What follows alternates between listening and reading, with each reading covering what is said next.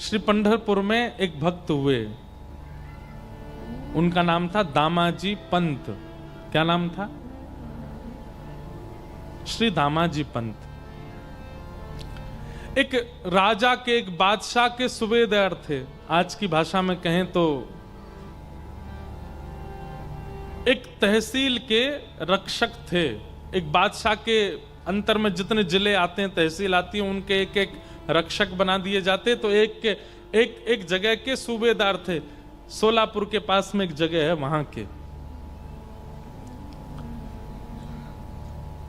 एक बार अकाल पड़ा और उस अकाल के कारण लोगों के लिए भोजन की व्यवस्था नहीं थी। धीमे धीमे लोगों की मृत्यु हो रही थी। दामाजी पंत ने जब देखा कि भाई लोगों की मृत्यु हो रही है, बिना अन्न के, बिना सामग्री के भोजन नहीं कर पा रहे। आए दिन दामाजी जैसे ही अपने घर से निकलते थे तो 2-4 शव यात्राएं जा रही होती थीं, और कोई पूछता था, भैया इनके प्राण कैसे चले गए? बोले भुखमरी के कारण प्राण चले गए। अकाल पड़ा है, खाने को अन्न नहीं है, बादशाह राजा सब अपने भंडार भर रहे हैं, जनता पर, प्रजा पर कोई कृपा कर नहीं रहा है, लोग मर रहे हैं। दामाजी क्या करते थे? अपने घर आते और घर की कुछ सामग्रियां बेच देते, कुछ अन्न इकट्ठा करके और फिर लोगों में बांटते। अपनी पत्नी के आभूषण बेच देते, फिर लोगों में बांट देते। धीरे धीरे करके उन्होंने अपने जितना उनका जीवन की जमा पूंजी थी सब खर्च कर दी। और सब करके करते क्या थे? अन्न खरीदते, अन्न लाते और लोगों में, गांव में बांट देते।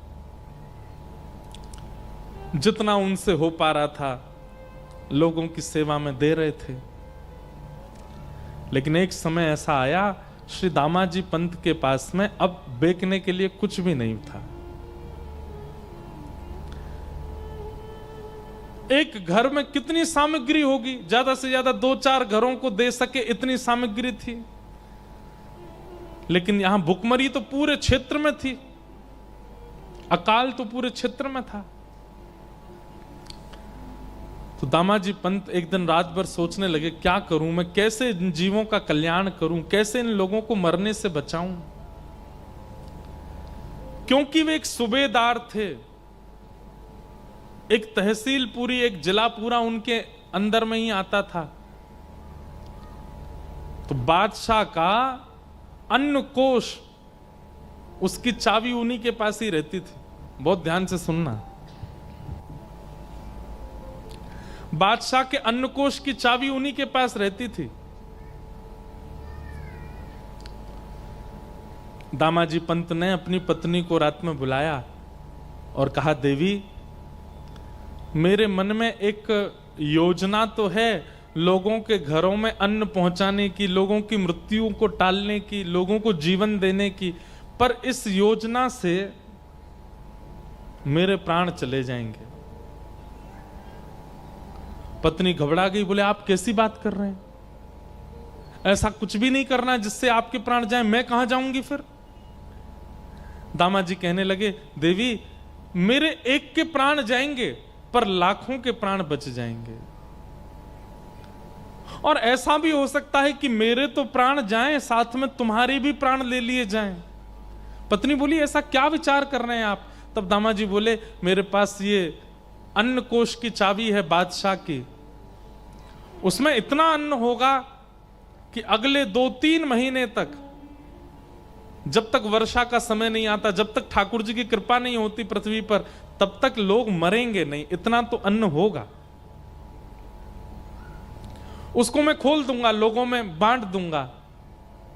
और फिर जब बादशाह को पता चलेगा, वो मुझे सूली पर चढ़ाएंगे, और हो सकता है कि मेरे साथ साथ तुम्हें भी चढ़ा दें। लेकिन मेरे मन में आता है कि अगर मेरे प्राण चले जाएं, लाखों के बच जाएं, तो ये सेवा मैं कर सकता हूं। अब इस बात को सोचिएगा, ऐसी विचारधारा रखने वाला व्यक्ति वो कपटी नहीं हो सकता, उसके चित्त में छल नहीं हो सकता, उसके चित्त में चतुराई नहीं हो सकती। ऐसी बुद्धि वही कर सकता है जिसका चित्त बहुत सरल और निर्मल हो।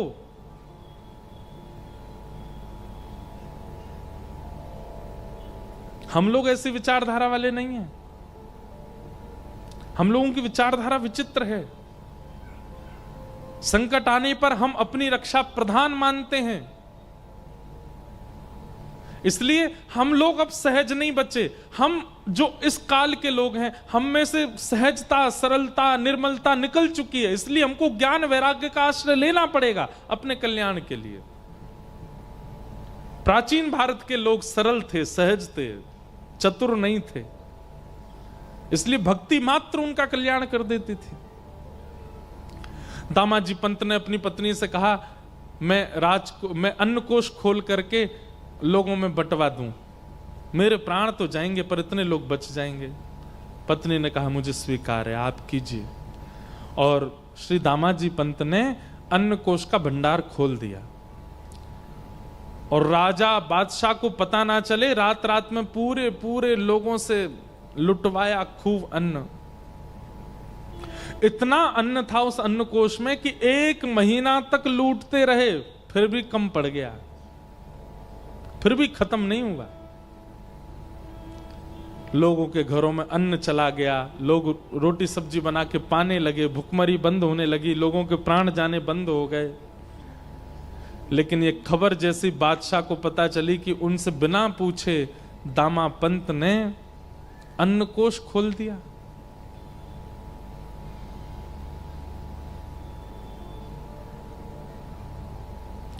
बादशाह ने आज्ञा कर दी, तुरंत बंदी बनाओ, और दामा पंत को पकड़ करके बंदी बना करके सूली पर चढ़ा दो। मुझसे बिना आज्ञा लिए इसने ये किया कैसे? राजा के जो सेना थी, उस सेना गई घोड़ों पर बैठ करके। दामाजी को पता था कि एक दिन तो ये होना है, और आज जैसे ही सैनिकों को आते देखा, अपनी पत्नी को मुस्कुरा कर देख करके बोले, देवी अब मुझे आज्ञा दो, अब मुझे जाना होगा। देखो ये सब आ रहे हैं, ये मुझे ले जाने ही आ रहे हैं और मुझे सूली पर चढ़ाएंगे। तुम ध्यान रखना अपना, और अपनी भक्ति तो करना ही, साथ ही मेरा स्मरण करके मेरा भजन की जो क्रिया है उसको भी तुम करती रहना। पत्नी बहुत रोई, दामाजी को बंदी बना लिया, और बंदी बना करके सेना जो थी ले जाने लगी। चलो राजा की आज्ञा है, तुम्हें सूली पर चढ़ाना है। हाथों में हथकड़ी, पैरों में बेड़ियां बांध करके ले जा रहे थे दामाजी को। थोड़ी दूर पर पंढरपुर आया, और पंढरपुर आते ही नेत्र सजल हो गए श्री दामाजी के। और जो सेनापति था उससे कहा, एक अंतिम इच्छा मेरी पूरी कर देंगे आप? बोले क्या? ये मेरे इष्ट का स्थान है, श्री पंडरीनाथ भगवान यहां विराजते, आपकी अगर आज्ञा हो तो मैं ठाकुर जी को केवल प्रणाम कर लूं। प्रणाम करके मुझे बस उनका दर्शन करना है। ठाकुर जी के सन्मुख दामाजी को ले गए। दामाजी ने सजल नेत्रों से कहा, हे विठल, हे विठोबा, मैंने अपने लिए कुछ नहीं किया, केवल आपको भजने वाले वैष्णव, आपके जन, ये संसार के लोग ये केवल खा सकें, इनके अकाल मृत्यु से, अकाल कारण से मृत्यु ना हो, बस इसलिए मैंने वो अन्न कोष खोल दिया। किया मैंने गलत है, ये अपराध मैंने किया कि एक बादशाह का अन्न कोष, एक राजा का अन्न कोष उससे बिना पूछे मैंने खोल दिया। लेकिन मैं अगर उनसे पूछने जाता तो वो कहीं ना कहीं चाबियां भी मुझसे अपने पास रख लेते, और फिर मैं जीवन में कभी मानव सेवा नहीं कर पाता, लोगों को अन्न नहीं दिलवा पाता।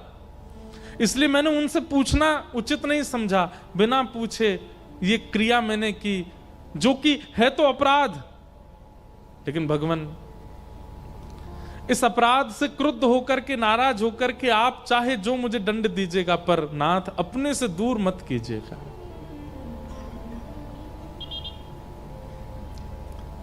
पंडरीनाथ भगवान से प्रार्थना कर रहे हैं, नेत्र सजल हैं। प्रबल प्रेम के पाले पड़कर हरि को नियम बदलते देखा, अपना मान टले टल जाए, पर भक्त का मान न टलते देखा। मेरा भक्त रो रहा है, मेरा प्रिय रो रहा है सामने बैठकर के ठाकुर जी कैसे सहन कर पाते। इतने में ही श्री पंडरीनाथ भगवान एक नन्हे से कुमार बालक का रूप धारण किया। सुंदर कटाक्ष नेत्र हैं, सुंदर नासिका है, सुंदर अधर, सुंदर कान, सुंदर हाथ, सुंदर पैर, सुंदर छोटी सी पोशाक पहनी, सिर पर पाग बांधी और महाराज तैयार होकर के बिल्कुल नटखट से एक नन्हे से कुमार बालक, मतलब लगभग आयु होगी 10-12 वर्ष की, और चाल ऐसी, ढाल ऐसी कि जो देखता है वही न्योछावर हो जा रहा है। एक बालक का रूप धारण करके बादशाह की सभा में पहुंच गए ठाकुर जी। द्वारपालों ने रोका, कौन हो? केवल तिरछी नजर से उनको देख लिया। नजर से देख करके जो रोकने वाले थे द्वारपाल, वो तो भूल गए इनको पूछना है, करना है, कुछ कहना है। ठाकुर जी बोले, अब बताऊं मैं कौन हूं? द्वारपाल बोले, नहीं नहीं, तुम जो भी हो बस हमारे नेत्रों के आगे ही रहना, दिखते रहो, बहुत अच्छे हो, जाओ भीतर जाओ। ठाकुर जी का सबसे बड़ा बाण यदि कोई है तो वो है उनका रूप, इतना सुंदर बना लेते हैं। कभी कभी मेरे मन में आता है कि राधा रमण, राधा वल्लभ बिहारी जी, पंडरीनाथ इतने सुंदर हैं कि महाराज ये स्थिर रहते हैं तो लाखों लोग इन पर दीवाने होते हैं। कहीं ठाकुर जी सचल प्रकट हो गए तो हम लोगों की स्थिति क्या होगी? पता है क्या होगी स्थिति? प्राण वार देंगे हम तो। कृष्णदास किए प्राण न्योछावर। ठाकुर जी पे अभी तो आप 500 की नोट चढ़ाते हो, अभी तो आप हीरा चढ़ाते हो, अभी तो आप सोना चांदी चढ़ाते हो। कहीं ठाकुर जी सचल प्रकट हो गए तो फिर प्राण ही चढ़ा दोगे। बोले, नाथ ऐसे ही देखत रहूं तो मैं जन्म सफल कर मानूं। इतना सुंदर वेश धारण करके ठाकुर जी जैसे ही पहुंचे राजा की सभा में, बादशाह की सभा में, बादशाह ने पहले तो चाल देखी, चाल देख करके आनंदित हो गया। जबकि स्वभाव ऐसा है कि पहले कितनी दोहरियां हैं, सब पे रोक दिया जाता है लोगों को, लेकिन चाल ढाल रूप इतना सुंदर कि सब रोकना भूल गए उनको। बादशाह भी कहना तो चाह रहा है, सेनापति मंत्री जाके देखो ये कौन है, लेकिन शब्द ही नहीं निकल रहा मुख से। बस मन हो रहा है ये थोड़ा और समीप आए, थोड़ा और समीप आए, थोड़ा और पास आ जाए, थोड़ा और पास आ जाए। ठाकुर जी आके सामने खड़े हो गए। बादशाह ने पूछा, तुम्हारा परिचय कौन हो? बोले, मेरे नाम तो अनेक हैं पर प्यार से सब लोग मुझे विठू विठू बुलाते हैं। क्या नाम है तुम्हारा? बोले, विठोबा। विठोबा? हाँ, कितना सुंदर नाम है, जितने सुंदर तुम उतना ही सुंदर तुम्हारा नाम है। कैसे आना हुआ तुम्हारा हमारे यहां? बोले, अरे मेरे स्वामी हैं, मैं जिनका दास हूं, मैं जिनका सेवक हूं, ऐसे मेरे स्वामी, मेरे महाराज, मेरे सर्वस्व। कौन? आपके सूबेदार श्री दामाजी पंत, वो मेरे स्वामी हैं। मैं उनके यहां नौकरी करता हूं, मैं उनका सेवक हूं। उनका बहुत सारा धन मेरे पास पड़ा था, मैंने बहुत बार उनसे कहा कि आप आके ले लीजिए, लेकिन वो इतने व्यस्त थे कि वो नहीं आ पाए। इतने उदार, अपना सारा धन मेरे पास छोड़ दिया। पर आज मुझे पता चला कि उनके धन, आपकी किसी सामग्री का उन्होंने प्रयोग किया जिसका धन वो चुका नहीं पाए, आप उनको सूली पे चढ़ा रहे हो। तो मैंने सोचा कि उनका जो बकाया धन है जो मुझ पर है वो मैं आपको दे देता हूं ताकि उनकी मृत्यु टल जाए। बादशाह बोले, इधर देखो सब लोग, इधर देखो, यहां देखो, कथा सुनो। बादशाह बोला, बातें तो तुम बहुत अच्छी कर रहे हो, तुम्हारा स्वर भी बहुत मीठा है, देखने में भी बहुत सुंदर हो, लेकिन भैया तुम्हारे जो स्वामी हैं उन्होंने इतना अन्न लिया है कि उसको दामाजी पंत क्या, किसी देश का कोई बहुत बड़ा सेठ भी चाहे तो नहीं भरपाई कर पाएगा। इतना अन्न प्रयोग में लिया उन्होंने। कहां से दोगे इतना धन? बोले आप ले लीजिए, कम पड़े तो बताइएगा। कहां है, लेके आयो? को बैलगाड़ियों में लायो? किस? बोले नहीं, ये रखी पोटली। बादशाह जोर से ऐसा बोले, इस पोटली में लाए? बोले हाँ। चलो निकालो, कितना है हम भी देखें। सब लोग हंसने लगे। ठाकुर जी ने पोटली खोली और जैसे ही उल्टी करी, निकलता ही गया, निकलता ही गया, निकलते ही गया, निकलते ही गया। सोने का एक मानो जैसे मेरू पर्वत जैसा खड़ा हो गया राजा के सामने। बादशाह तो आज पहले तो रूप पे मोहित हो गया, फिर वाणी पर मोहित हो गया, चाल ढाल पर मोहित हो गया, फिर ये चमत्कार देख करके वो तो बिल्कुल मानो जैसे न्योछावरी हो गया। भैया बस बस बस बस बस करो, ये तो अन्न क्षेत्र में इतना अन्न नहीं था जितना तुम धन दे रहे हो, ये तो उससे बहुत ज्यादा दे रहे हो। और ये कैसा तुम्हारे पास ये चमत्कारी तुम्हारा ये झोला है छोटा सा, इसको उल्टा कर दे, इतना निकल रहा है।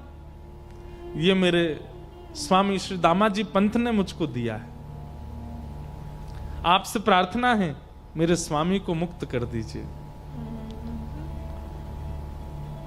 ऐसा कह करके पोटली अपने कमर पर बांध के ठाकुर जी तो वहां से चाल ढाल करते चले गए। राजा देखता ही रहा अपलक नेत्रों से। और जाते जाते ठाकुर जी गए और जाकर के राजा से बोले, अब धन पर्याप्त है ना? बोले हाँ। अब एक पत्र में लिख दीजिए कि आपने दामाजी पंत ने आपके समस्त अन्य क्षेत्र का धन आपको चुका दिया और आप उनकी मृत्यु जो दंड आप दे रहे हैं उसको आप टालते हैं, अपना हस्ताक्षर करके मोहर लगा दीजिए। और एक पत्र पर सब लिखवा करके मोहर लगा के हस्ताक्षर करवा के ठाकुर जी तो चले गए। बादशाह देखता ही रह गया। दामाजी पंत का नित्य नियम था, गीता जी का पाठ करते थे। आज सूली पर चढ़ना था उनको प्राण त्यागने के लिए। अपने अंतिम समय में अपना नित्य कर्म कर रहे थे। संध्या वंदन करके गीता जी जैसे ही उन्होंने खोली, उसमें वो पत्र मिला। पत्र में लिखा था, श्री दामाजी पंत ने जितना अन्न प्रयोग किया सबका धन चुका दिया। बादशाह के हस्ताक्षर और नीचे मोहर। गीता जी में वो मिल गया। दामाजी पंत देख करके आश्चर्यचकित हो गए। और यहां सब लोग उनको उठाने के लिए, अब ये पत्र किसको दिखाएं, कौन मानेगा? पत्र तो देख लिया। इतने में कुछ लोग आए और राजा ने उनको भेजा था सेना को, और सेना से जाकर के कहा, भैया दामाजी पंत की जो मृत्यु के लिए सूली बनाई है ये स्थगित करो। क्यों? बोले इन्होंने सारा धन चुका दिया है और इनका सेवक गया था वहां राजा के यहाँ, बादशाह के यहाँ जाकर के उसने धन चुका दिया है, इनकी अब मृत्यु टल गई है। दामाजी पंत समझ गए, बोले कि ये कोई और नहीं कर सकता। इतना धन कौन देगा अन्न के लिए आज के युग में? कोई और देश का बादशाह भी चाहे तो इतना धन नहीं दे सकता। ये तो मेरे श्री पंडरीनाथ की कृपा है। मृत्यु टल गई। आप दौड़े पंडरीनाथ भगवान का दर्शन करने के लिए।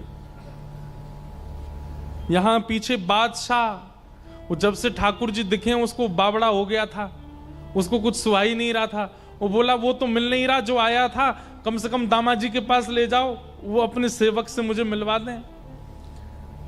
बादशाह को लेकर के दामाजी पंत के पास गए। दामाजी पंत बैठे थे पंडरीनाथ भगवान के मंदिर के बाहर, और बादशाह ने जाकर के उनको पहले प्रणाम किया। दामाजी पंत बोले, अरे बादशाह आप इस प्रकार प्रणाम मत कीजिए, आप इसके हम इसके अधिकारी। बोले नहीं नहीं भैया, आप इसके अधिकारी हो, सब बातें बाद में होंगी, जो कहना सुनना सब बाद में होगा। तुम्हारा एक सेवक आया था जो सारा धन दे करके गया, उसका नाम विठोबा था। वो सेवक तुम्हारा कहाँ है? हम तुमसे जीवन में कभी कुछ नहीं मांगेंगे, और भैया तुमको सूबेदार नहीं, हम तुमको अपना मंत्री बना देंगे, बस अपना वो सेवक हमको दे दो। दामाजी पंत बोले, मेरा कोई सेवक नहीं है स्वामी, मैं सबका सेवक हूं, मेरा सेवक कौन है? अरे बोले, वो सांवला सा था, उसकी चाल बड़ी मधुर थी, बोलता था तो ऐसा लगता था मानो मिश्री निकल रही है, बोलता वो था, मुंह में पानी हमारे आता था। ऐसा पहली बार देखा कि किसी की वाणी सुन के मुंह में पानी आता हो, किसी का दर्शन करके रोम रोम पुलकित होता हो, किसी को देख करके आंखें झपकना भूल जाती हूं। मुझे रात भर नींद नहीं आती है, मुझे वही दिखता है। मैं तुमसे हाथ जोड़ के प्रार्थना करता हूं, हम धन कोष तुमको दे देंगे, अन्न कोष तुमको दे देंगे, अपना वो सेवक हमको दे दो।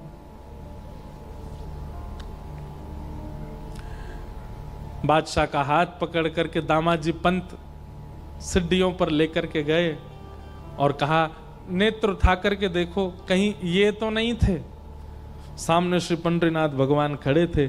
जैसे ही बादशाह ने दृष्टि उठा करके देखा तो बाकी सबको तो वो पंडरीनाथ जी के रूप में दिख रहे थे, पर बादशाह के आगे वो साक्षात जो विठोबा आया था वैसे ही प्रकट हो गए, और प्रकट होकर के वैसे ही नैन मटकाने लगे, वैसे ही मुस्काने लगे, वैसे ही अपने अंगों को हिलाने लगे। बादशाह देख करके उनका मुरीद हो गया, हृदय से लगा लिया। दामाजी पंत ने बोले, भाग्यशाली हो भैया तुमने कोई जप नहीं किया, तप नहीं किया, कोई पुण्य नहीं किया, तुमने साक्षात हमारे परमात्मा का दर्शन कर लिया। तुम्हारे यहां जो विठोबा आए थे यही है, यही पंडरीनाथ ही आए थे। दामाजी पंत ने तो सब छोड़ करके पंढरपुर वास कर लिया। उस बादशाह ने भी नियम बना लिया, हर महीने की एकादशी पर पंढरपुर जाना और श्री पंडरीनाथ जी का दर्शन करना, विठोबा विठोबा कह करके रोना और नित्य प्रार्थना करना, एक बार वैसी चाल, वैसी ढाल, वैसा रूप दिखा दीजिए ठाकुर जी।